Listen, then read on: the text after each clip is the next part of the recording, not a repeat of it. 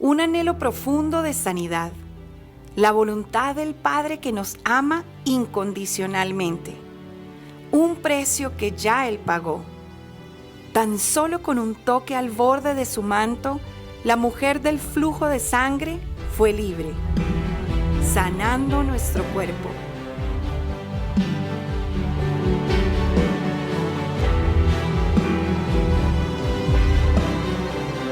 ¿Cuántos tienen expectativas de lo que Dios va a hacer hoy? Y si no tienen expectativas, Padre, dale expectativas en este momento, Señor. Sube el nivel de fe. Dios va a hacer cosas poderosas. Quiero hacer énfasis en algo, por favor. Dos cosas. Número uno, déjenos saber lo que Dios ya hizo. Okay. La semana pasada fue impresionante, ya hemos recibido testimonios de lo que Dios ha hecho en medio de las reuniones y no se quede callado, déle la gloria a Dios por lo que Él ha hecho. ¿Está bien? ¿Seguro? Vaya al centro de información y déjele saber, mire, a mí me sucedió esto, ya fui al médico, pasaron estas cosas, tenemos unos testimonios hermosos y le vamos a dar a Dios la gloria por eso.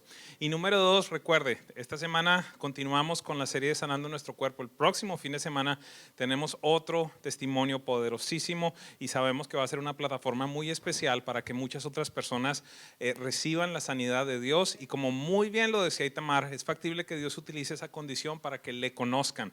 ¿Cuántos saben que muchas veces las crisis causan que podamos acercarnos a Dios? Vamos a ser honestos, ¿cuántos nos acercamos a Dios por una crisis? Los lobos, ¿verdad? Los lobos del Señor. Muy bien, quiero que se preparen para algo espectacular. Voy a compartir esta tarde con una pareja muy especial y voy a estar compartiendo de una historia que más que una historia es uno de los testimonios más hermosos que Dios me ha permitido poder conocer muy de cerca, y por esa razón quiero invitar a Holman y a Adriana Castro que vengan por acá para estar conmigo. Muy buenas tardes. Buenas tardes. Muy buenas tardes. Estoy muy feliz de poder compartir este tiempo. Me puse a hacer cuentas y ya han pasado 12 años de estos eventos que vamos a estar compartiendo en este día. Y ustedes se mudaron a los Estados Unidos. Vamos a tratar de entrar en materia. Desde Colombia, le servían a Dios en Colombia, pero vinieron también aquí para estar en el ministerio, para estar trabajando en la iglesia, y estaban desarrollando algunas actividades en el año 2006. ¿Verdaderamente desde cuándo empezaron a estar involucrados en la iglesia aquí en los Estados Unidos? Bueno, la verdad es de que llegamos en el 2002 y desde ahí empezamos a estar involucrados, y Dios nos fue llevando en un proceso de crecimiento dentro del ministerio donde estábamos hacia el 2006. Perfecto. ¿Y qué estaban desarrollando como tal en la iglesia? ¿Qué estaban haciendo? El llamado hacia las mujeres y todo lo que es el área de sanidad, que ha sido el llamado nuestro desde que, bueno, casi toda la vida, el área de sanidad emocional y toda la parte de consejería. Ok, quiero hacer énfasis en esto porque muchas veces algunas personas pueden pensar que el hecho de estar haciendo cosas para Dios, o estar asistiendo a la iglesia, o estar involucrados, o en el caso de ustedes estando como pastores, pues como que pareciera que le pone a uno algún repelente contra las situaciones difíciles de la vida, pero creo que no es así, ¿verdad? Así es. Tal vez la pregunta es porque en ese momento que Dios nos permite de entrar a ese proceso que vamos a compartir esta mañana, lamentablemente algunas personas, tal vez por falta de conocimiento y madurez, pensaban que si algo nos estaba pasando a nosotros como pastores era porque había algo en nuestra vida o había algo en ese ministerio donde estábamos que Dios estaba por eso permitiendo y que todo no era perfecto. Bueno, entremos en materia. Un domingo del año 2006, febrero, si no estoy equivocado. Febrero 12. Febrero 12 del 2006. Cuéntenos qué estaba sucediendo ese domingo. Quizás estábamos en un tiempo como este, ¿verdad? A esta hora más o menos. A esa hora, sí, nosotros era como costumbre llegar como pareja e iniciar las labores que teníamos cada uno, pero yo particularmente ese domingo 12 de febrero me levanté con un dolor de cabeza muy fuerte. Desde la mañana me sentía mareada, pero como siempre nosotros estamos en actividad y dijimos, ok, vamos para adelante. Sin embargo, al pasar las horas, eso fue muy temprano, al pasar las horas yo empecé a sentir que el dolor de cabeza iba mucho más allá de lo que generalmente yo había sentido. No había sido una mujer de tener migrañas, había trabajado con personas que tenían migrañas y yo decía, no, no se parece a esto, sin embargo puede serlo. Tomé un analgésico común y corriente, pero iba todavía en aumento este dolor de cabeza y hacia el mediodía, no sé, me tocó retirarme del auditorio y yo sentí mucho mareo, el dolor muy agudo y el resto le toca a mi esposo. Porque básicamente no te acuerdas. No. Ok, ¿qué pasó? Bueno, no, en ese momento que ella se puso así, nos tocó llamar una ambulancia y la llevamos de urgencias acá a Baptist de la 41 y bueno, salí rápido del servicio para acompañarla y estando allí el médico dijo, no sé, esto no es de una urgencia, toca llevarla rápidamente a la emergencia, al hospital más cercano y terminamos en el Palmetto Hospital y ese día empezó todo un caminar que iba a durar 8 meses y 20 días para vivirlo. Ok, ella llegó entonces con presión alta, con dolor de cabeza muy fuerte, pero entiendo que en ese día empezaron a desarrollarse ciertas cosas, a perder cierta movilidad, a perder sensibilidad. ¿Por qué no nos cuentas un poco al respecto? Nosotros, la primera convulsión que ella tuvo una convulsión muy fuerte en la ambulancia y después estando en emergencia, cuando ya le habían estabilizado un poco, empezó todo un proceso de que fue cuestión de horas. Ella empezó aunque estaba como muy inconsciente, el médico le empezó a examinar y ella empezó a perder toda la sensibilidad en su medio cuerpo. No sentía su mano, no sentía sus piernas, su pierna, su pie. Y bueno, ellos trataron de que fuera solo un proceso, pero en las horas de la tarde se empeoró porque volvió a convulsionar y con el medicamento que le colocaban las convulsiones eran muy seguidas. Terminamos ese día en la unidad de cuidado intensivo y ya en la noche, neurológicamente, pues porque llamaron al neurólogo, neurológicamente ella ya definitivamente no podía levantar su mano ni su pierna, ni tenía sensibilidad y por primera vez también ella perdió el control de esfínteres. Digo primera vez porque iba a ser el proceso que íbamos a estar viendo durante 8 meses. Para aclarar un poco, perder el control de esfínteres es no tener la capacidad de retener las secreciones. Eso significa que ella se orinaba sin poder controlar y hacía también deposiciones sin poder controlar. Ese día fue de pronto que ella, la enfermera dijo, la tenemos que poner pañal porque ella se acaba de hacer número 2 y ella no se está dando cuenta. Entonces fue algo que empezó ahí y después empezó a venir todo lo que vamos a compartir más adelante, de que no solamente era el número 2 y el número 1, sino que ese día empezamos a conocer lo que era el tener que usar pañales para ella. Ok, entonces de estar el domingo en la mañana en la iglesia como otro domingo más, normal, con excepción de un dolor de cabeza, en la noche entonces ya se estaba en una unidad de cuidados intensivos con medio cuerpo paralizado, sí, la pierna, las manos, pero creo que también empezó a suceder algo con tu visión y con tu audición, ¿verdad? Eso es al otro día, bueno, me dicen que era el otro día porque yo no tengo conciencia de qué tiempo estaba viviendo y había mucha gente alrededor mío, muchas enfermeras y cuando sucede lo de la deposición que no me di cuenta, empecé a entrar en qué está pasando, no entiendo qué está pasando y algo que me llamó particularmente la atención es que solamente veía la persona como en un túnel, la persona del puro frente, no veía absolutamente nada más a los lados, era todo oscuro, no es lo que nosotros en estos momentos podemos ver, que tú me estás observando a mí, pero puedes ver a tu vecino o al otro, el de la derecha o la izquierda, eso se llama visión periférica, la cual se perdió completamente, la audición se bajó en un buen contenido, no entendía mucho lo que me hablaban, tenían que hablarme más duro, entonces me doy cuenta de eso, me doy cuenta del estado en que estoy, llena de cables, y lógicamente era el lado no se sentía, pero todo el cuerpo, si se puede entender, dolía. Era un dolor extraño, nunca lo había tenido y continuaba el dolor de cabeza. Okay. ¿Los médicos qué comentaban a ese respecto? En esos primeros días, ¿cuáles eran sus conclusiones? ¿Hacia dónde los llevaban ellos? ¿Hacia dónde los guiaban?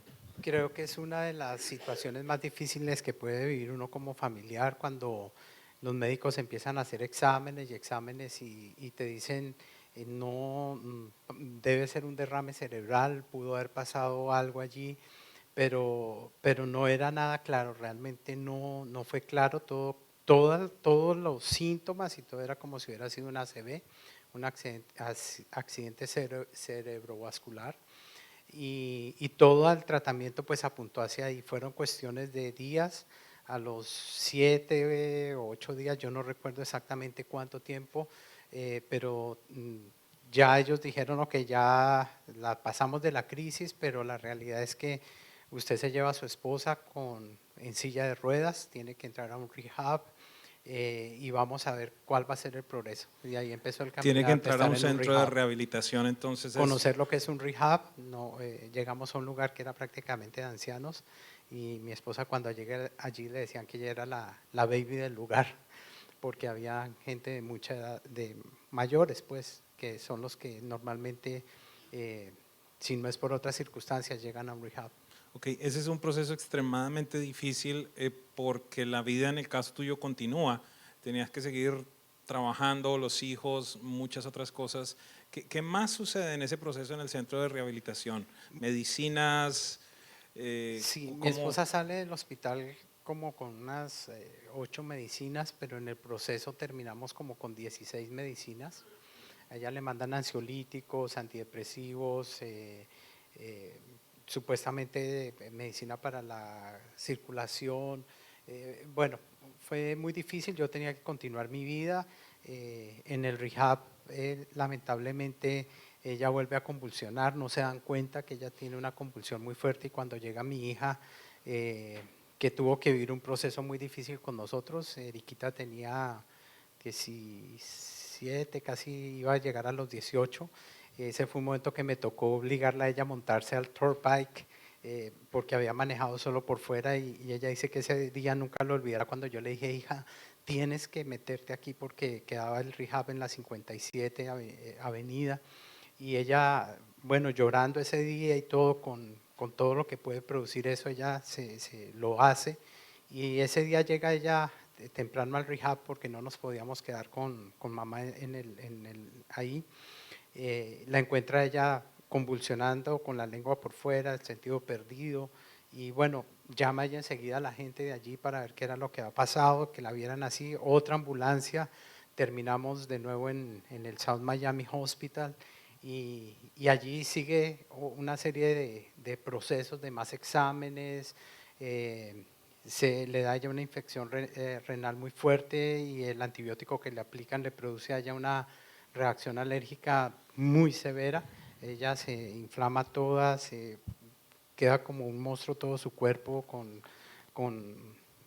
bueno, con todo lo que produce, lo que puede producir una infección, una alergia, perdón, y bueno, la estabilizan, pero sale con más medicinas anticonvulsivas que finalmente no le hacían ningún efecto, tenemos que volver a buscar rehab, a seguir con médicos y en estos 8 meses pues es vivir todo un drama de algo que tú tenías un día todo bien en tu vida y de pronto te da toda una vuelta, un cambio de vida para la que Dios sigue estando allí en medio de la situación, empieza un caminar de fe y una lucha de fe también de creerle a Dios y de poderle dar gracias a Dios a pesar de la adversidad o de lo que había llegado a nuestra vida. Una de las situaciones quizás difíciles fue, lo hablábamos, quizás la ligereza de ciertas personas, el juicio rápido de otras personas que inclusive se fueron de la iglesia, pudiéramos decirle, argumentando que ustedes tenían alguna situación de pecado o que tenían algo oculto y que debido a eso estaban sufriendo una consecuencia de un castigo de Dios. ¿Cómo se procesa en medio de una crisis como esa? ¿Cómo se procesa tal vez la indiferencia o la dureza de personas que quizás hacen un juicio tan rápido y tan liviano? Sí, yo creo que primero para uno como ser humano no es fácil oír eso. Gracias a Dios por nuestro pastor en ese momento y el equipo pastoral con el que trabajábamos. Ellos nos ayudaron a sostener con este tipo de cosas porque igual afectaba a toda la comunidad. Pero sí, o sea, aparte de lo que uno está viviendo, es poder orar por las personas que de forma inmadura, a veces de forma imprudente, hacen comentarios que no son al lugar, porque cuando nosotros como Job tenemos que ser probados y pasar por esto, fue uno de los mayores momentos en mi vida donde aprendí los 3 cimientos de la fe que alguna vez compartí aquí, que todo ha pasado por la mano de Dios, que todo obra para bien y que finalmente Él nos quiere enseñar algo. Y fueron 8 meses de mucho aprendizaje, de muchas lágrimas, de mucho dolor, de mucha dependencia de Dios y de encontrar la respuesta solo en Él. De una mujer de máster, de doctorados, de ser una expositora de la palabra, pasas a estar confinada literalmente a una silla de ruedas, dependiente para que te bañen, para que te cambien los pañales. ¿Pudieras describir un poquitito lo que estabas viviendo? Bueno, yo creo que lo más impactante para mí el siguiente día que inicio todo este caminar es no poder leer, algo que me impactó más que la condición física. Para mí el leer la palabra era y ha sido, desde que conocí a Cristo, es el agua de vida y deleitarme en ella. Cuando pedí que me pasaran y no tenían la Biblia, me pasaron una hoja para poder leer porque yo decía, algo está pasando, no veía, no enfocaba, y cuando tengo al frente la hoja y no veía sino las letras como si fueran una montaña rusa, no las ubicaba, que eso fue algo que descontroló muchísimo a los neurólogos, no le daban explicación, era como si los 2 lados de los cerebros hubiesen sido afectados. Del cerebro, y entonces para mí fue, ok, aquí tengo un reto, ¿qué voy a hacer? Esa parte, y luego empezar a verme cotidianamente, y algo que yo quisiera agregar a lo del juicio, quizás porque eso no lo pude experimentar yo, quizás lo pudo experimentar mucho más mi esposo, quien tenía que seguir trabajando y dejarme en casa porque la vida continuaba y había que trabajar, ¿verdad? Era gente que se acercaba cuando podía yo salir y me decían, es que usted no puede estar así, es que usted tiene que pararse, es que usted no puede estar así. Y yo les decía, y es que ustedes creen que yo quiero estar así, es algo que te imponen, es una carga que va cuando uno ha sido una mujer o un hombre de Dios y uno lo sabe exactamente, pero sabe que definitivamente el tiempo de Dios es el tiempo perfecto. Y recuerdo que en medio de todo tú eras un bálsamo. ¿Por qué? Porque jamás llegaste con nada más sino con una mirada de fe, de seguridad, y cada vez que tú me veías me decías, Jesús te va a sanar, Jesús te va a levantar, Jesús. No me hablaba de nada más, no juzgaba mi condición, no, era lo que él tenía, y junto con mi esposo fueron los hombres que demostraron la perseverancia para poder centrarme en un momento dado. Había muchos alrededor, de hecho toda mi familia estaba muy cerca en oración apoyándonos porque no sabían qué más hacer, hacían lo que tenían que hacer. Sin embargo, cuando yo te veía a ti y hasta el último momento, la mirada tuya era Jesús te va a sanar. No era ni la circunstancia, ni en otro hombre, ni por qué, ni para qué, no, era una convicción total. Y yo esperaba, porque si algo me acompañó a mí era una esperanza que a veces se volvía desesperanza, que a veces se volvía derrota, que había momentos en cuando yo me veía como me veía y pasaban las horas, porque todo el mundo tiene que volver a la vida. Después de una crisis de esa, es muy notorio que al principio uno está muy lleno y rodeado de gente, van pasando los días y la soledad física viene.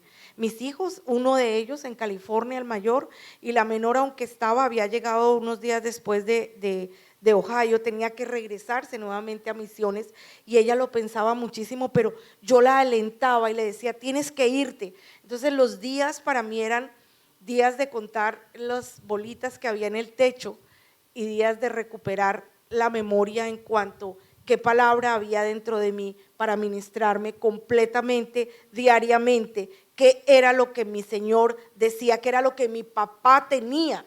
No era lo que otros dijeran, era lo que él decía, y eso tenía que repetírmelo, y venía solamente de lo que tenía ahí memorizado. Yo quiero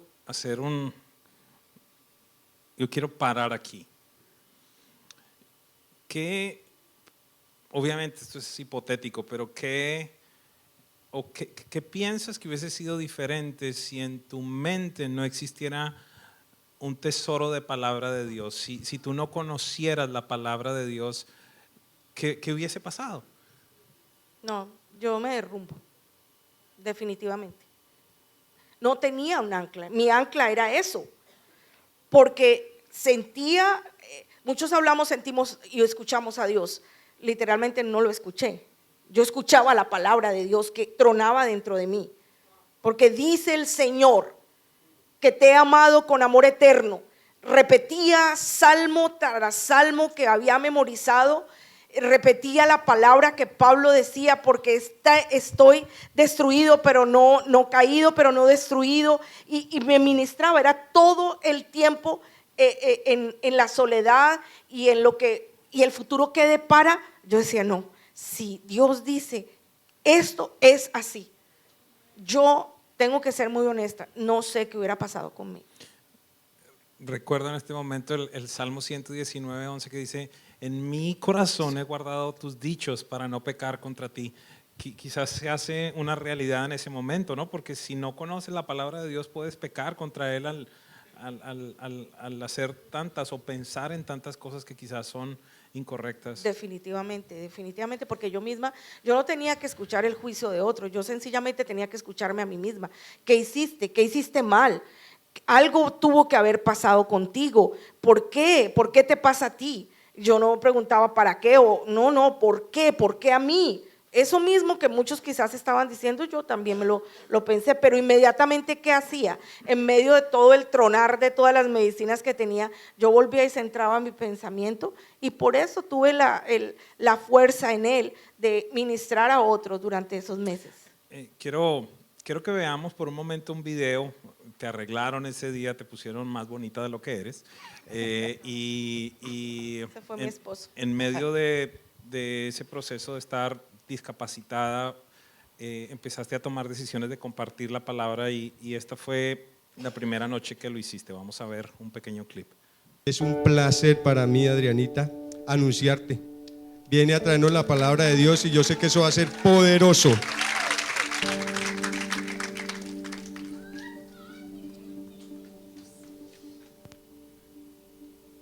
Esta mesita es para que yo pueda disimular un poquito.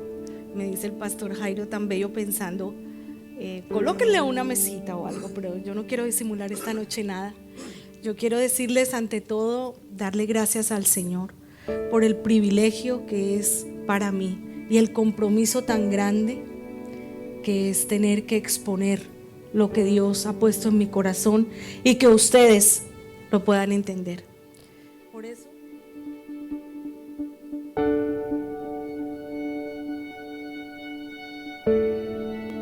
Ahí en ese momento yo estaba reconociendo de una u otra forma cada una de las personas que estaban al lado mío, y quienes van pasando son parte de la familia que estaban allí presentes. Saludo a los que estaban en Colombia, porque para mí la familia de mi esposo ha sido mi familia, y estaba también mamá en esa época. Ella no pudo estar mucho tiempo, no resistió verme así. Perdiste entonces la capacidad para leer, no podías escuchar muy bien, la movilidad en medio cuerpo, el control de esfínteres, fuiste dependiente para cosas tan sencillas como que te bañaran. Ustedes vivían en ese tiempo en una casa de 2 pisos y hablábamos de algo tan complejo como llegar al segundo piso, ¿verdad? Sí, ahora recordaba esto, es que son muchos detalles, pero el día que yo salí con mi esposa llevando una silla de ruedas, ese día le dije al Señor, Señor, nunca pensé verme en esto, empujando una silla de ruedas para ella. y qué más iba a traer eso, porque tengo grabadas en mi mente los momentos en que tenía que llevarla al lado del carro, cerrar la silla, subir la silla que pesaba mucho y tener que subirla al segundo piso.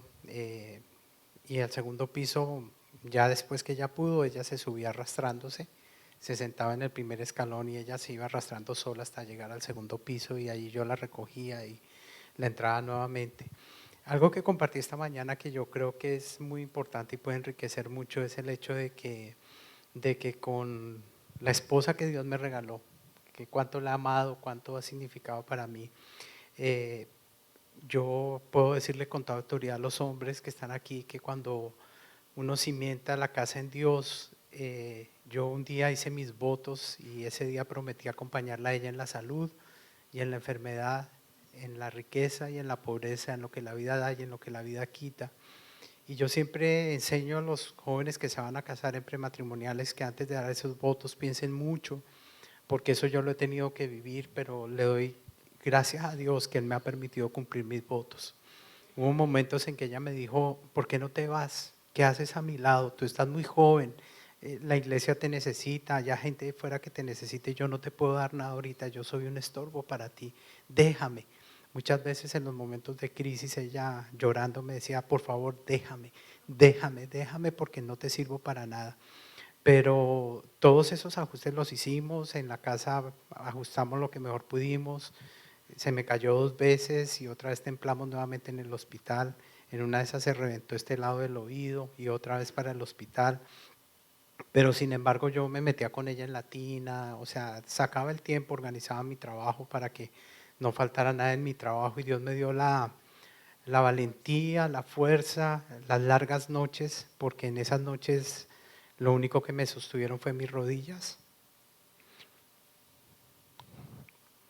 Porque en mis rodillas hubo momentos en que yo le decía, todo lo que tengo aquí de la palabra, ni la muerte, ni la vida, ni ángeles, ni principados, ni esta enfermedad, ni nada me va a poder separar de tu amor, pero dame fuerzas. Porque lo más absurdo era que yo tenía que seguir ministrando y era absurdo. Decía, Señor, viene una persona con diabetes y después da testimonio, ay, el pastor oró por mí, me sané, o la pastora oró por mí, me sané.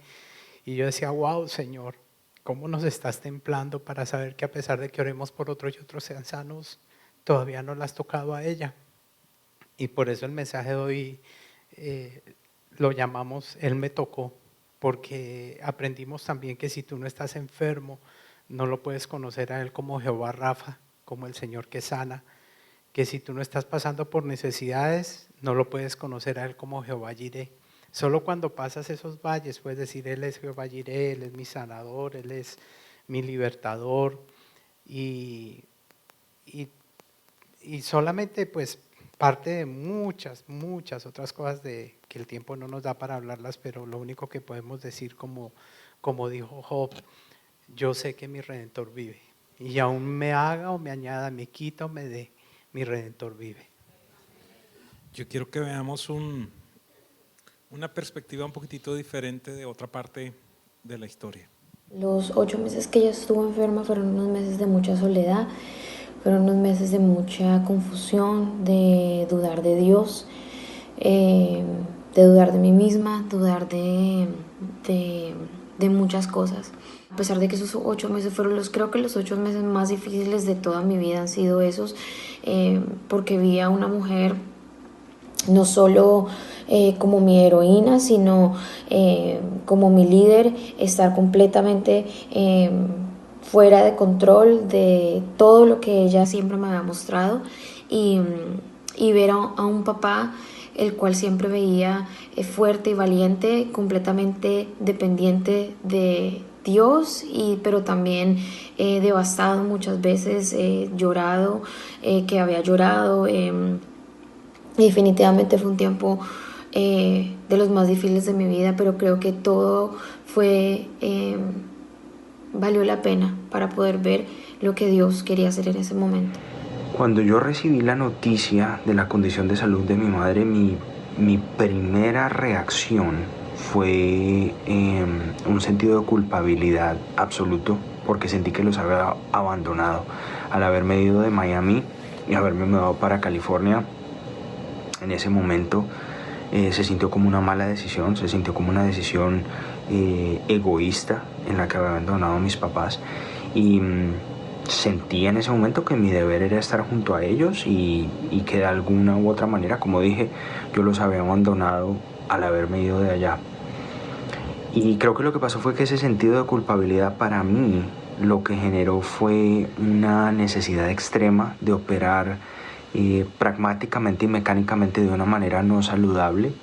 Y pues mi pensamiento fue, como no puedo estar junto a ellos, pues lo mejor va a ser como que apagar todas las emociones y simplemente seguir funcionando, y cuando sea necesario involucrarme en lo que está pasando por teléfono o cuando vaya, pues lo hago, pero cuando no estoy en ese contexto, lo que tengo que hacer es desconectarme.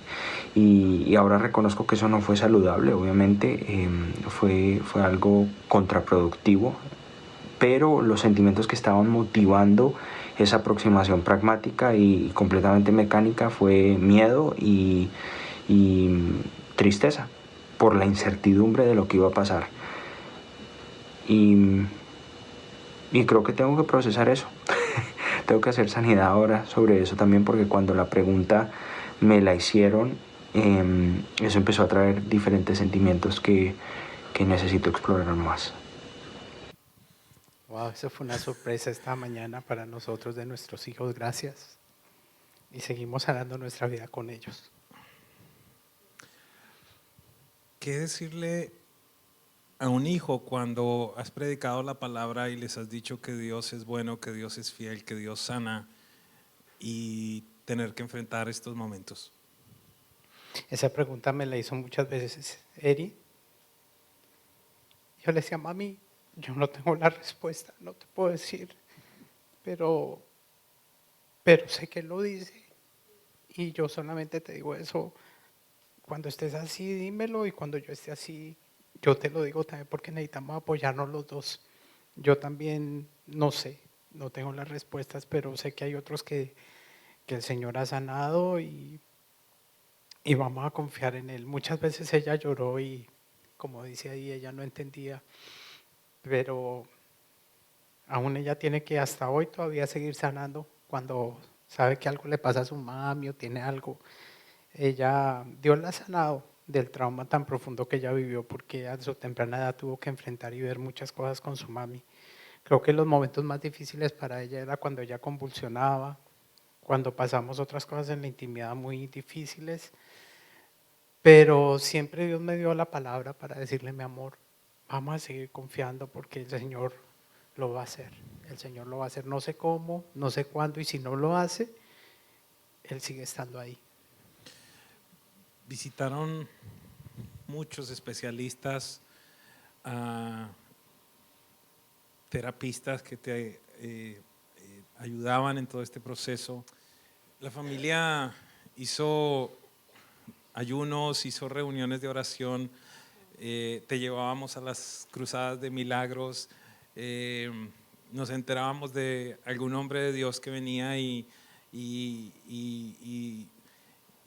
te llevábamos para que oraran por ti, pero había una realidad, y era que de manera particular tú veías el deterioro en sus manos, en sus piernas. Cuéntanos un poquitito al respecto, porque es un tema de seguir creyendo, de seguir ayunando, de seguir orando, pero entonces ver una realidad. Cuéntanos al respecto. Sí, parte de todas las medicinas que le dieron a mi esposa la mantenían casi como un zombie también muchas veces. Tuve que tomar una decisión a través de un familiar de los Yamin, que es médico, y él le dije, no sé qué hacer, yo no tengo paz con todo esto, estoy viendo a mi esposa muy mal. Y él me dijo, no, le están dando demasiadas medicinas, pero toma tú el riesgo, yo le dejaría solamente estas 2, pero yo no te he dicho nada. 16 medicinas al día te tomaba en ese momento, ¿verdad? Pero él fue una bendición porque yo le hice caso a él.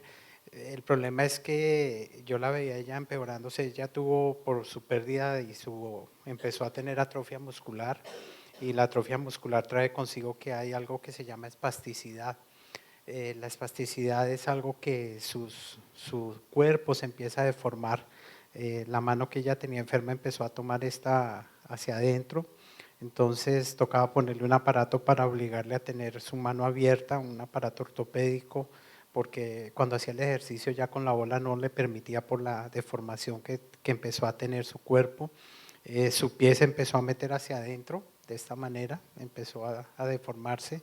Y bueno, ellos me dijeron, no, esa es plasticidad, aunque ella está haciendo su terapia y todo, pero se está empeorando, no tenemos más nada que decirles. Y bueno, mis oraciones siempre eran, Señor, si alguna vez yo compartí eso, fueron los momentos que yo le dije al Señor, cuando yo la solté a ella y le dije, Señor, si tú te la quieres llevar a ella, ella es tuya, está en tus manos, la amas más que yo, pero dame las fuerzas que yo sigo necesitando, dame las fuerzas para subir esa silla de ruedas, dame las fuerzas para sacarla, meterla, dame las fuerzas. Pero hacía 12 años que no hablábamos de esto, ¿verdad? Pero hoy al hablarlo es como, no es volverlo a vivir, es solamente que durante estos 12 años, cuando nos levantamos en la mañana, cada día después de ese día que el Señor levantó a mi esposa, tanto ella como yo le decimos, Señor, abrimos nuestros ojos y decimos, gracias porque podemos, o porque ella puede mover sus manos, sus pies, porque puede gritar, saltar, pero también me ha acompañado estos 12 años, cobró para mi vida. Bendice alma mía al Señor y no olvides ninguno de sus beneficios. Él es el que perdona tus pecados, el que sana tus dolencias, el que rescata del hoyo tu vida, el que te corona de favores y el que se hace que te rejuvenezcas como el águila. Cada día yo vuelvo y repito y le digo, Señor, que no se me olvide, que no se me olvide, que no se me olvide de dónde tú me has sacado y dónde has sacado a mi familia.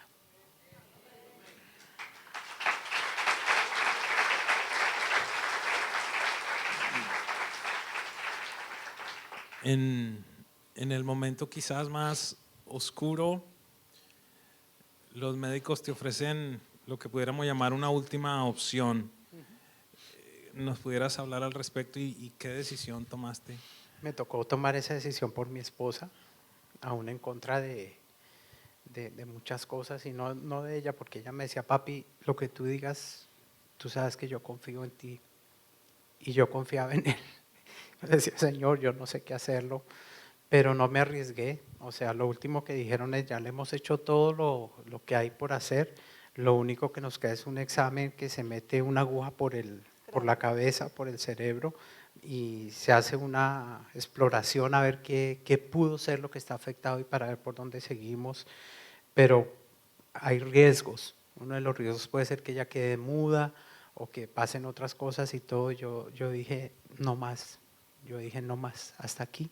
No quiero nada. Le dije a mi esposa, mi amor, me ofrecen esto, pero no lo voy a hacer. Esta es la decisión que tomo.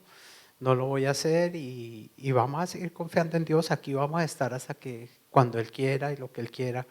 Y creo que fue también una de las decisiones más difíciles que he tenido que tomar en mi vida, porque era también decir, ¿y qué tal si? Es como cuando uno pierde un ser querido, ¿no? Que uno dice, ¿y qué tal si hubiera hecho esto? ¿Y qué tal si hubiera hecho aquello?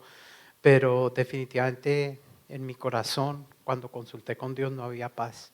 Y Él sí me dijo, en una de mis oraciones nocturnas, porque yo escribo lo que Él me dicta, Él me dijo, se acerca el tiempo de sanidad, de espera, porque yo estoy operando en ella un milagro desde adentro hacia afuera. Yo la estoy sanando a ella desde adentro hacia afuera, porque aparte de la parálisis física, había una parálisis emocional muy fuerte en la vida de mi esposa, y en esos meses fue donde Dios tuvo que intervenir de una manera poderosa para sanar muchas áreas internas de su vida, para después de que estuviera sana por dentro, Él hizo el milagro hacia afuera. Una de las cosas que más admiración me causaba fue el ver cómo en la discapacidad, en el cansancio, en la duda, quizás en las inquietudes, ustedes tomaron la decisión de seguir ministrando. Obviamente una de las cosas más complejas que uno vive, a mí me pasaba con mi esposa, tantas y tantas mujeres que venían a que oráramos por ellas porque no podían concebir, después nos traían los niños para que los presentáramos y aún mi esposa no podía concebir.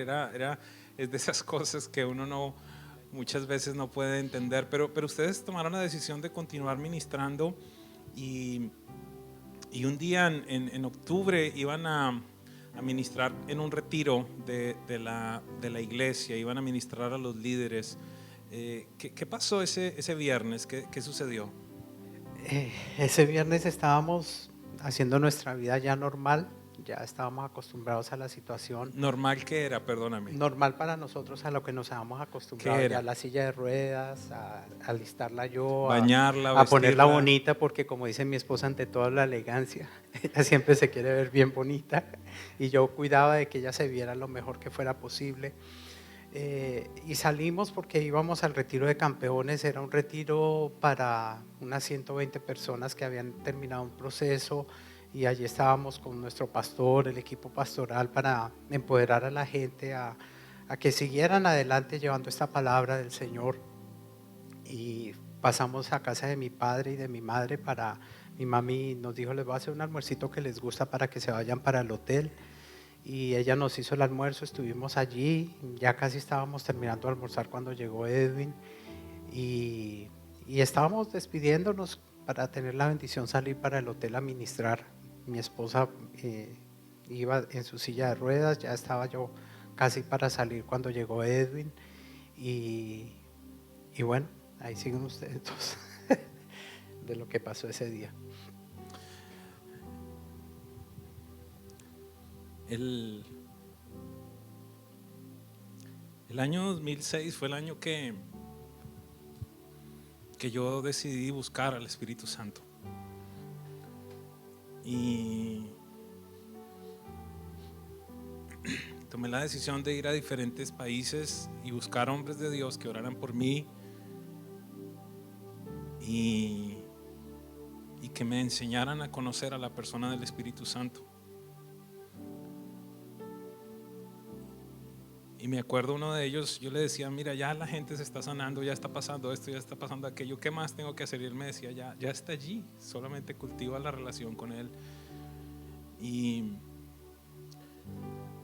estaba regresando de Taiwán, donde pasó algo, quizás una de las primeras cosas muy impactantes, y fue que me trajeron a una mujer ciega, y al imponer mis manos ella vio luz por primera vez, y me dijo, el traductor me decía: está empezando a ver. Esto nunca me había sucedido, me habían sucedido otras cosas, pero estando de regreso en el avión, el Señor me dijo: la próxima vez que vas a tu cuñada vas a orar por ella. Y fue allí en casa de mamá, me acuerdo. No era una reunión de milagros, quiero hacer énfasis en eso, era la casa de mamá y de papá. Voy a tratar de relatar lo que yo me acuerdo, no soy médico, no conozco al respecto, y yo quisiera que después quizás tú les comentaras o vamos intercambiando. Una de las primeras cosas, me acuerdo que Dios me habló de imponer mi mano sobre la parte derecha de tu cabeza, tu izquierda, perdón. Tu lado derecho estaba paralizado, y él me mandó poner la mano en el costado izquierdo, y yo empecé a dar algunas órdenes. ¿Qué pasó allí cuando yo le ordeno creo que era algo así como le ordenaba a las terminaciones nerviosas que se unieran nuevamente y que empezara la conexión y que empezara a fluir la sangre nuevamente? ¿Qué pasaba por ti? ¿Qué sentiste? Yo me acuerdo que hubo como un corrientazo o algo, porque tu rostro me dejó saber que estaba pasando algo. No sé si, ¿qué pasó? Cuando estás hablando, es como si fuera ese día. Mi esposo hablaba cada día, desde ese día que él me sanó, que él me tocó, todos los días siento la vibración de ese momento. Eso quedó eternamente en mi vida. No podía ser, y después hacía, cada vez que tú hablabas no era la voz tuya, yo la empecé a escuchar de una manera diferente. Ahí empecé a notar, que yo estaba diferente. ¿Por qué? Porque tu voz la oía más claramente, y cada orden tú no hablabas, tú ordenabas.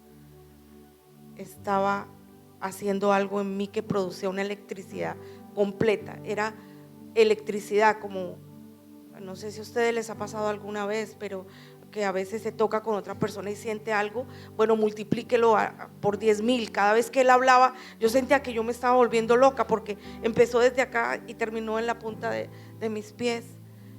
No tenía la capacidad de poder percibir y sentir durante 8 meses y medio. Los músculos estaban completamente atrofiados y yo iba sintiendo cómo cada vez que tú decías, desde acá hasta abajo se iban organizando. No podía tener el equilibrio, y fue lo primero que empezó a llegar, equilibrio. Cada vez que se hablaba se organizaba y el equilibrio venía de una forma impresionante. Entonces ya empecé a sentir y a sentir dolor. Era un dolor impresionante, pero era un dolor, casi suena masoquista, que me gustaba sentirlo, estaba sintiendo mi cuerpo. Y al sentir cada organización en mis miembros superiores, inferiores, en mi cara, el hormigueo, y empecé la sensación era mi cuerpo como si fuera un caucho a saltar. No sé si recuerdas. Yo recuerdo quizás 3 instrucciones. Uno, cuando puse la mano en tu cabeza y la orden fue que se reconectaran nuevamente las terminaciones nerviosas, que empezara el fluir de la sangre. Después recuerdo que dije: en el nombre de Jesús, levántate y anda. Y ahí yo te agarré y obviamente no podías andar. Me acuerdo tanto de tu mano y de tu pie como estaba totalmente dañado. Pero nunca voy a olvidar una orden.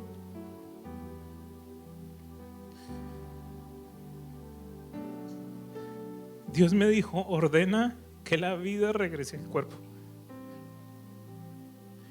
Y cuando esas palabras salieron de mí, en el nombre de Jesús, ordeno que la vida regrese a tu cuerpo, me acuerdo como inmediatamente tu mano se estiró y tu pie se estiró y empezaste a caminar. ¿Qué pasó? A caminar y a dar vueltas. Y sí, lo primero que hiciste fue arrodillarte. Me acuerdo que te arrodillaste y gritabas dándole gracias a Dios porque tenías dolor. Era loco porque decía: Señor, gracias, me duele, gracias, Señor, porque me duele. Era obvio, yo no lo entendía, pero ¿qué pasaba? Vuelvo y le repito, era dolor, era mucho hormigueo, era electricidad, era una electricidad completa desde la cabeza hasta los pies. La sensación volvió a mí de equilibrio, y entonces ya empecé a dar vueltas. Yo me acuerdo que yo daba vueltas y vueltas alrededor de una mesa de centro que había ahí, y no me quedaba pequeño. Yo quería un campo de fútbol, yo quería salir, correr, pero en ese momento también pasó algo increíblemente para mí. Tengo ganas de ir al baño. Ya lo siento, ya. Y en el baño fue algo tan impresionante, de verdad me hubiera dejado grabar, porque sale, no sale, sale, no sale. Eso que tal vez los niños aprenden a los 2 años, cuando se pierde y se va y sale todo el tiempo sin que tú te des cuenta, es algo absolutamente frustrante, doloroso. Que otros te tengan que cambiar, que tener con wipes y te tengan que hacer todo esto, y que tú después vayas y lo puedas volver. Y Dios me dice: es que todo fue hecho nuevo. Yo lo siento en el baño y desde esa época que tenía problemas renales, nunca he vuelto a tener problemas renales. O sea, todo fue hecho nuevo.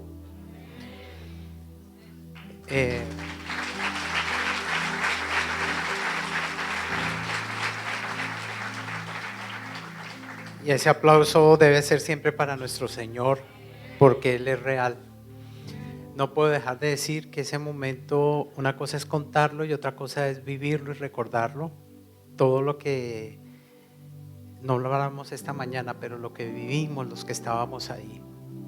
Era mi padre, mi madre, mi hija y los 2. Pero cayó una presencia de Dios.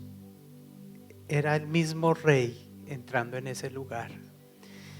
Todos gritábamos, nos arrodillamos levantábamos nuestras manos y decíamos, tú estás aquí, eres real.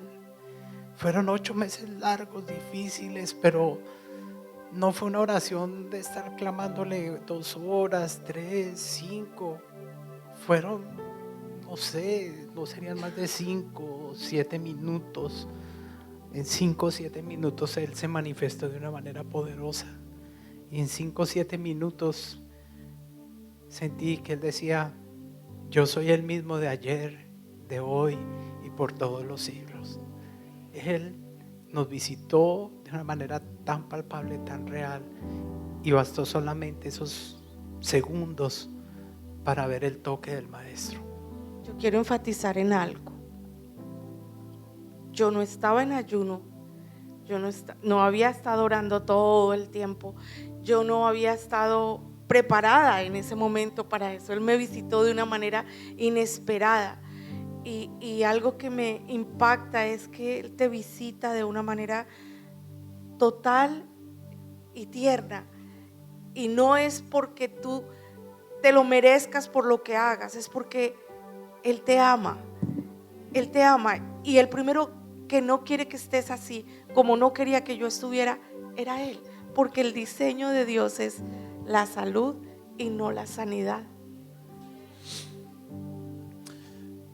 En ese instante el Señor me dio un versículo para ti y me acuerdo que te pasé la Biblia. Quisiera que lo leyeras hoy y que recuerdes ese momento, porque también te sanó tu visión, tu oído.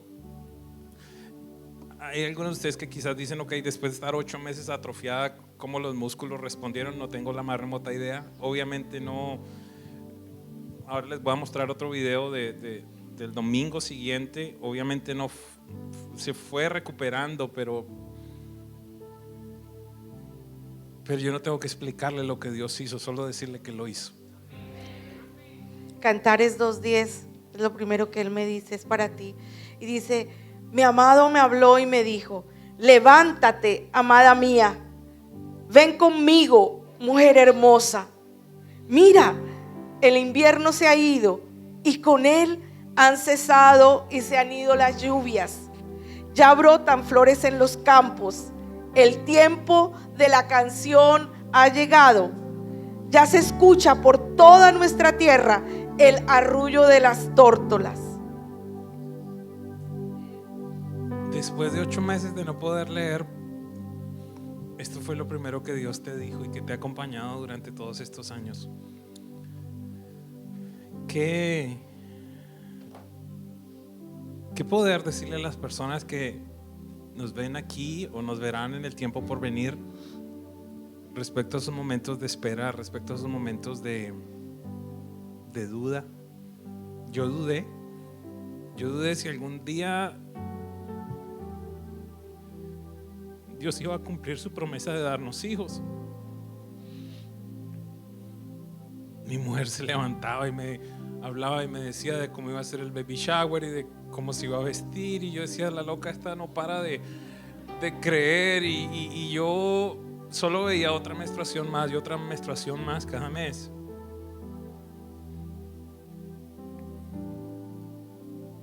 ¿Cómo aprendiste? ¿Qué aprendiste de Dios? Cada uno, y cerramos con esto. ¿Qué aprendiste de Dios en ese tiempo? Yo quiero dar una respuesta con un versículo bíblico. ¿Por qué te abates, oh alma mía, y por qué te turbas dentro de mí? Espera en Dios, porque aún he de alabarle, salvación mía y Dios mío. En ti confiaré. El domingo siguiente, la llegada después de que salimos de casa de mamá, fue una locura cuando llegamos, y llamé a mi pastor, llamé a toda la familia. Yo sé que el negrito no sé en dónde estaba, pero él llegó como una flecha veloz, se tiró por encima del balcón, él abrazaba a mi esposa, gritaba con ella. Empezamos a llamar a toda la familia, los teléfonos eran, wow, el Señor acaba de hacer este milagro. Pero cuando entramos ese viernes a la reunión, el pastor Jairo les dijo, quiero mostrarles, abrió la reunión con una breve oración y dijo, ahora quiero mostrarles que nuestro Redentor vive, que Él es real. Y yo quiero hoy que recibamos a Adriana de Castro, no en su silla de ruedas, sino una mujer que entra caminando a este lugar para honrar al Rey. Y abren la puerta, ella entra y ese lugar, wow, retumbaba porque todos ellos habían estado con nosotros y la habían visto a ella en la silla de ruedas. Eso fue algo hermoso lo que Dios hizo, la reunión fue gloriosa, todo lo que pasó. Y luego vino el domingo siguiente aún en recuperación mi esposa para compartirle a la comunidad como esta de lo que Dios había hecho. Y es decir, Él vive y Él nos puede tocar. Que nunca se me olvide, que nunca se me olvide. Los seres humanos por tendencia olvidamos. Y desde ese día le dije que nunca se me olvide que tú me has tocado. Como cuando yo lo conocí a los 16 años y Él tocó mi alma y mi espíritu. Él me ha tocado, pero a veces he olvidado. Y ese día mi petición fue que nunca se me olvide, porque pasaremos y hemos pasado momentos muy complejos de otra índole, pero no se me ha olvidado, porque Jesús cumple lo que promete. Y le dije, no te pido más, que no se me olvide, para que mis generaciones puedan entender que tú eres real y que tú vives. Cada día lo recuerdo, cada día, y tengo por testigo a mi esposo. Cada vez que levanto mi cara, abro mis ojos y puedo decirle, Señor, eres real. Como Él decía, soy el mismo ayer, hoy y por los siglos.